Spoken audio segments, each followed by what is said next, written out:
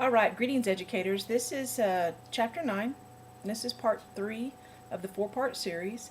Chapter 9 title is What is the role of school in society? I think this is an important question for us to contemplate as educators. This is a very important chapter toward understanding how education influences societal development and how cultural transmission and cultures influence education. So they're a conjoined and interlocking influence together. I'm going to talk very slow for this lecture. It's very technical. The level of language is a little more sophisticated than we've seen from the book. And so I have a tendency to talk very fast. So I'm going to try to be very deliberate with the lecture for part 3 and 4. So hang with me. We'll get through this. And then after we are all said and done with Chapter 9, we'll move on to Chapter 10 sometime after spring break. All right, so here we go. Education is one of the primary institutions in society because of the role that it plays in cultural transmissions and societal development. Our nation's founders proposed a mass educational system that would be free to most citizens because they believed that this diffusion of knowledge gained from education for the general public was important for building a nation. The faith in education has led to the assignment of a wide range of responsibilities to schools, bringing both positive and negative elements to the table.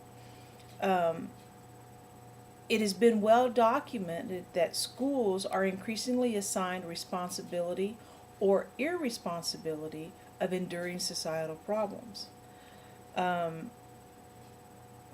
than schools address the problems of public attitude, media, advertising, politics, schools are assigned responsibility of teaching drug and alcohol prevention programs. They're in charge of teaching sex education and anti-violence campaigns. Many teachers believe that the only thing that we should be teaching are reading, writing, and arithmetic. So we've been assigned with a lot more duties than that. We're asking schools to counter popular and pervasive societal trend, and doing so, we limit schools' effectiveness and it creates tension with other societal institutions, and that such as the family. And so this is how we see the family react to that influence of they have intergenerational tensions from the institution of education, and here's how. Older generations question the values and actions of the youth, and the younger generations challenge the wisdom and beliefs of the elders. One manifestation of this generation tension is the contention of older generations that schools are not as good as they used to be. We see them vote in that way too, with their dollars, with their tax dollars and stuff like that. The early years are years of most rapid social and cognitive development for children. However, there is a great variation in the quality of parental care and concern about how well the family is fulfilling that responsibility. So we have students who are highly are developing at a higher rate the younger they are, but there's a great variation. There's a big variation in the quality of parental care that they get at that young age, at that age, at all ages. I wanted to give you some statistics that I think are very important for you to have with what you're going to be dealing with in the classroom.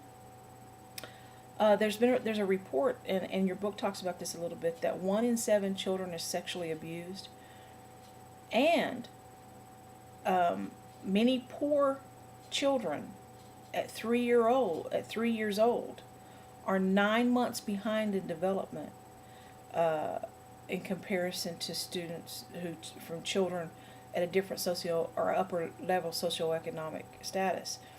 So those are just some of the things that you need to think about when you get ready to go into education, that you're going to be dealing, especially early childhood education, that you're going to be dealing with children who are really behind in development, especially if they're children of poverty. Early on, children. Oh, excuse me. That was back on the. I'm moving on now to religion and education, which your book does not cover much. But they did talk a little bit about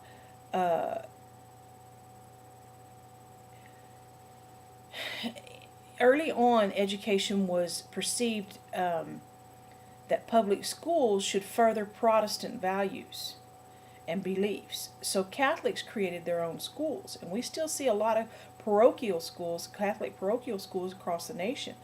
And that's important. That's an important influence from then, and that is still affecting us today. Over time, legal decisions clarified the separation of church and state, but they did not eliminate the conflict between church and state. And like I said, your book doesn't cover much about the conflict between church and state and religion and education, but there you have what they did cover in, especially in this chapter. Okay, so I'm going to move on to part 4, but before I do, I want to leave you with a couple of questions, and these are deep questions, and I think you'll enjoy contemplating them if you get an opportunity. Think about this. My other computer, I'm sitting here with 2 computers, have the questions on it, and it just went into sleep mode. Did you hear it? So maybe it'll wake up here in just a minute, and I can leave you with these questions. How funny that would happen right now. Wake up! See, my Mac never falls asleep. This is my Windows that fell asleep on me.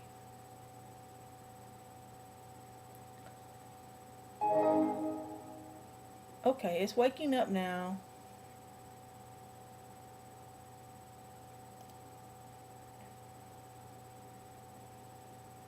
I apologize.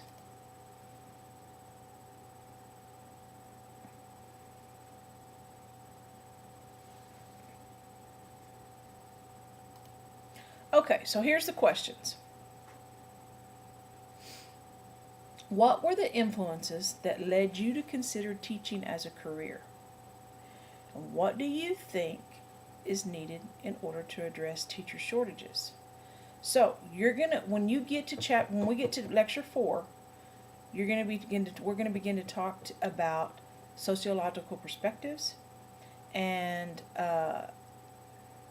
that's going to tie right into these 2 questions. What were the influences that led you to consider teaching as a career, and what do you think is needed in order to address the teacher shortage? Those are important questions for you to understand in education. Okay, so I'm going to stop now, and I will see you in chapter 4, in part 4.